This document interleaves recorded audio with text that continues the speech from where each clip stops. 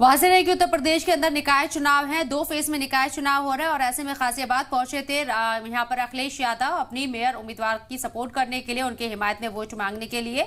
साथ ही साथ अब बात करते हैं बिहार की। बिहार के दबंग लीडर आनंद मोहन की रिहाई के फैसले पर बिहार में सियासी बवाल मचा हुआ है। इस दौरान जेल मैनुअल में बदलाव सबसे बड़ी वजह बनी हुई है। बिल्कुल, इस मामले को लेकर बीजेपी की जानिब से भी मिले जुले रद्द-ए-अमल अब सामने आ रहे हैं, जबकि सियासी माहिरीन का कहना है कि ये सब क़यादत अगले साल होने वाले लोकसभा इलेक्शन के लिहाज से की जा रही है। रिपोर्ट देखिए। बिहार में दबंग कहे जाने वाले आनंद मोहन की रिहाई को लेकर सियासत गर्मा गई है। वैसे तो पैरोल खत्म होते ही आनंद मोहन का अगला ठिकाना सहरसा जेल होगा, लेकिन कानून में तब्दीली के बाद उन्हें कल यानी 27 अप्रैल को रिहा कर दिया जाएगा। तो नीतीश जी, ये कौन सा कानून का राज है? आप ही ने कानून बनाया, 2016 में आप ही ने संशोधन किया कि जो बलात्कार का मामला, बलात्कार में हत्या का मामला, 14 साल से कम उम्र के बच्चे की हत्या का मामला हो, या फिर तस्करी में हत्या या आतंकी हमले में हत्या, और उसी में जोड़ा गया था कि अगर सरकारी सेवा में कार्य के दौरान अगर किसी की हत्या की जाती है तो ऐसे लोगों को रेमिशन का कोई लाभ नहीं मिलेगा।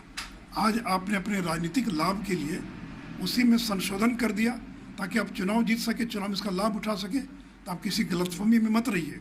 वो जमाना चला गया है कि अपराधियों के बल पर जब आप लोग बूथ लूट लिया करते थे, वो जमाना चला गया है। जिनको गलतफहमी है कि ऐसे लोगों को बाहर निकाल देंगे तो कल चुनाव जीतना आसान हो जाएगा, हम हर परिस्थिति का मुकाबला करने के लिए तैयार हैं। साबिक एमपी आनंद मोहन 29 साल पुराने गोपालगंज के तत्कालीन डीएम जी कृष्णैया के कत्ल में मुजरिम हैं और उन्हें उम्र कैद की सजा दी गई थी, लेकिन नीतीश सरकार ने जेल मैनुअल में बदलाव कर दिया। जीवन कारावास जेल में रहना पड़ता और जनरल जो लोग हत्या करते हैं, जो दोषी पाए जाते हैं, उनको सजा पाने के बाद उनको छोड़ दिया जाता है। तो इस नियमावली में संशोधन किया गया, जो कैबिनेट माननीय मुख्यमंत्री जी की अध्यक्षता में बैठक हुई। कैबिनेट से पास हुआ कि ये नियमावली में संशोधन हो जाए कि जो भी हत्या करते हैं, इस तरह जो दोषी पाए जाते हैं, उन पर एक ही तरह के नियम हो। तो ये बिहार में नियमावली में संशोधन हुआ है और ऐसी कोई बात नहीं कि सिर्फ आनंद मोहन जी के लिए ये किया गया है। इस तरह के नियमावली में जो विसंगतता होती है, हमेशा संशोधन किए जाते हैं जो समाज के लिए ठीक हो। आनंद मोहन की सजा खत्म होने के बाद डीएम कृष्णैया की अहलिया ने नाराजगी जाहिर की। उन्होंने कहा कि यह गलत हो रहा है, जिस पर सरकार को नए सिरे से सोचना चाहिए। ये तो अच्छा डिसीजन तो नहीं है। नीतीश सर जी की अच्छा लोग नहीं मिला होगा, हाँ, इसलिए आनंद मोहन जी की सेलेक्ट कर लिया है।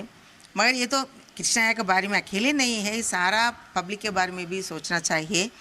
अब ये छूट गया तो फिर दोबारा क्रिमिनल्स का और हम लोग एंकरेज करने जैसा हो जाएगा। इसलिए हमको तो बहुत दुख लग रहा है इसके बारे में।